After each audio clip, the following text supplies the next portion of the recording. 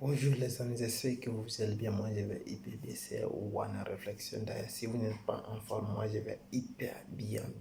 Qu'est-ce qu'on va parler aujourd'hui? On va parler de quelque chose, comment se faire respecter dans ton lieu de travail, notre volume 1. Parce que c'est quelque chose qui est très important. Le respect est réciproque. Respecter les autres et le reste et les gens vous respecteront. Les gens vous respecteront. Ce sont les choses qui sont très importantes. Respecter et ce que tu dois donner aux gens, ça va se retourner envers vous.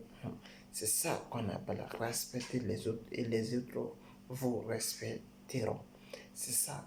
C'est une loi qui est très importante parce que la personne qui ne se respecte pas, il ne peut pas respecter les autres.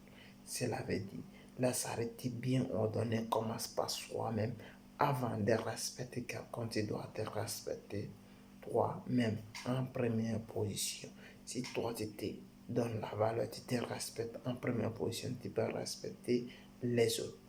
Maintenant, qu'est-ce qu'on va parler ici? D'ailleurs, si vous êtes nouveau à la scène, allez jusqu'à la fin de cette vidéo. On va donner des astuces ici qui est très important que vous devrez mettre en place pour, pour avoir le respect, pour attirer maximum de respect dans les lieux de travail. Parce que il y a beaucoup de gens qui cherchent comment avoir le respect dans le lieu de travail, mais il est impossible parce qu'ils ne maîtrisent pas certaines astuces. Je vais vous donner des astuces qui sont très importantes à mettre en place. Comment tu dois faire pour se faire respecter dans ton lieu de travail. On va partir. Surtout, allez jusqu'à la fin de cette vidéo, vous allez recevoir cette bonus, elle est très importante. Comment tu dois faire pour se faire respecter dans ton lieu de travail? Première astuce que je vais te donner ici, tu dois faire tout ce qu'on vous demande. C'est tout ce que votre chef vous demande de le faire. Faites-le parce qu'elle est très importante. Il peut aussi ne pas vous demander quelque chose de ne pas faire. Vous pouvez le faire s'il y a de l'avantage dans vos lieux de travail ou bien ça donne de la valeur à votre lieu de travail ou à votre projet. Faites-le parce qu'il y a des choses qui sont très importantes. Si vous êtes une personne, vous voulez, vous voulez, vous voulez, euh, vous voulez, euh, vous voulez salir ou vous voulez monter à l'escalier, cela veut dire vous voulez ajouter un pilier à votre boulot ou bien à votre travail, là où vous travaillez. Si vous voulez augmenter votre valeur ou être une personne clé de là-bas ou bien pour avoir des postes importants là-bas, il faut que vous fassiez quelque chose, même si on vous demande pas. C'est ça qu'on appelle la coopérative. Vous devrez faire certaines choses qui sont très importantes. C'est qu'on t'a pas demandé ou c'est qu'on t'a demandé, tu le fais volontairement.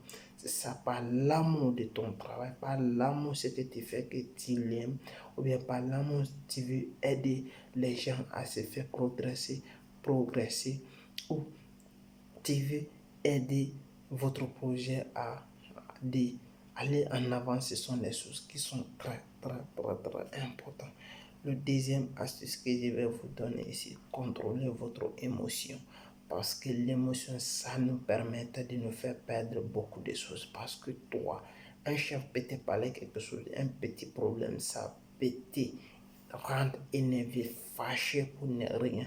Contrôler ton émotion, elle est très importante dans le lieu de travail. Parce que si vous ne contrôlez pas votre émotion, ça peut vous rendre très triste parce que ce sont des choses qui sont très importantes. L'émotion, ça compte beaucoup parce que les personnes qui ne savent pas maîtriser son problème,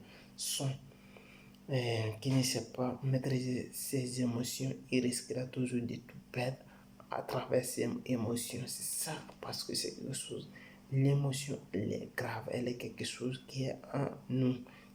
Quand ça s'élève, ça nous pousse à faire quelque chose sans qu'on se cherche qu'on est en train de faire du mal ou bien on est en train de faire le bien. l'émotion, c'est tout les émotions négatives ne sont pas bon du tout.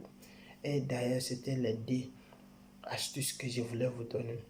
C'est notre volume numéro 1. Si vous voulez comprendre le reste, abonnez-vous à la chaîne. On va voir le volume 2. Inch'Allah.